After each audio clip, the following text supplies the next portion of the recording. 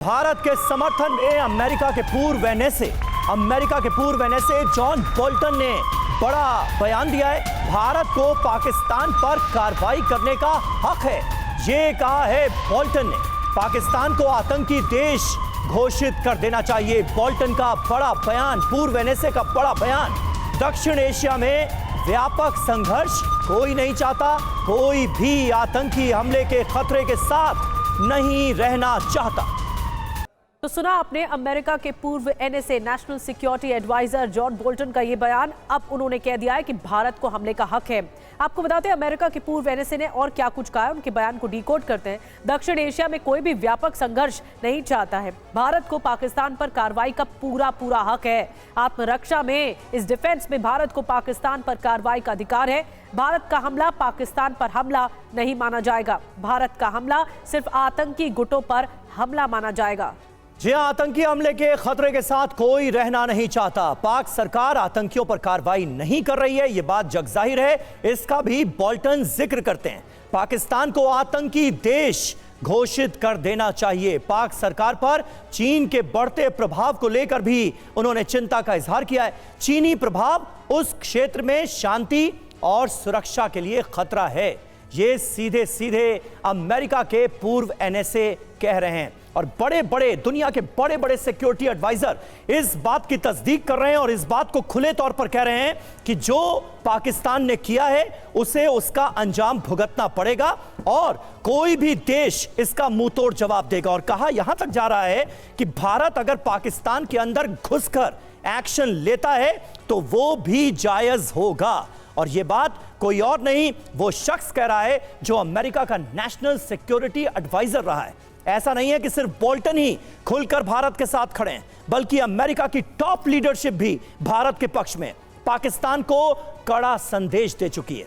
Donald Trump ने साफ तौर पर कहा कि अमेरिका भारत को आतंकवाद के खिलाफ समर्थन देता रहेगा।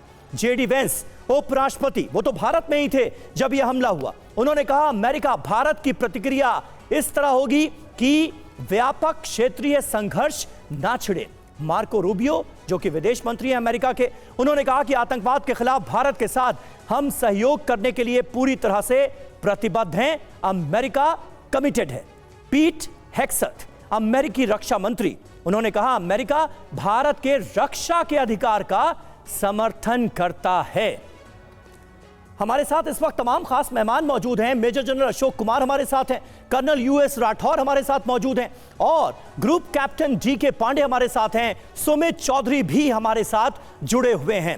आज की तारीख में, आज के युग में सुमित, यह कहा जाता है कि दुश्मन को मिसाइलों से ही नहीं मारा जाता, आर्थिक तौर पर उसकी कमर तोड़कर भी मारा जाता है और दुनिया में अलग थलग करके भी मारा जाता है। तो यह स्ट्राइक तो भारत कर चुका है। सहमा हुआ पाकिस्तान इस बात को लेकर है कि अब एक और बड़ी स्ट्राइक, एक और बड़ा हमला ना हो जाए। तो इससे बुरा और क्या हो सकता है इस वक्त जो पाकिस्तान के साथ हो रहा है? देखिए, बिल्कुल अक्सर जब भारत ने ये बात कही कि मल्टी डायमेंशनल एक्शंस ले जाएंगे, तो शायद पाकिस्तान ये सोच बैठा था कि सिर्फ और सिर्फ वो मिलिट्री एक्शंस होंगे। दरअसल भारत की जो एक्शंस थे वो ना सिर्फ आप देखिए कि डिप्लोमेटिक सैंक्शंस को लगाना, इकोनॉमिक फोरम्स के ऊपर यानी इकोनॉमिक सैंक्शंस लगाना, ट्रेड सस्पेंड करना, बल्कि सबसे इंपॉर्टेंट बात ये कि कॉर्डन कर देना पाकिस्तान को हर एंगल से, हर सेक्टर के अंदर। और अभी पाकिस्तान के लिए दिक्कतें उभरी नहीं है, पाकिस्तान के लिए दिक्कतें अभी धीरे धीरे करके सामने आएगी और पाकिस्तान को समझ में आएगा कि यार देश के, दुनिया के तमाम देश पाकिस्तान को क्यों कंडेम कर रहे हैं, क्यों डिप्लोमेटिकली पाकिस्तान का रिजेक्शन हो रहा है। लेकिन सबसे इंपॉर्टेंट बात ये समीर की अभी पाकिस्तान के जो ताज़ा हालात हैं, पाकिस्तान का आप देखिए कि उसके नेचुरल रिसोर्सेज एग्जॉस्ट होने की कगार पर है, उसके पास एम्यूनिशंस नहीं बचे हैं, उसको लगातार अपने ट्रेड चलाने के लिए दूसरे देशों का तरफ देखना पड़ रहा है। तो निश्चित तौर पर पाकिस्तान की जनता जब खुद सड़कों पर उतरेगी पाकिस्तान के अवाम और पाकिस्तान की आर्मी के खिलाफ, तब शायद पाकिस्तान को और अच्छे से समझ में आएगा। और ये बात और भी जगजाहिर हो गई है कि इसी हमले के बाद अब पाकिस्तान अलग थलग पूरी इंटरनेशनल कम्युनिटी में पड़ता हुआ दिखाई दे रहा है।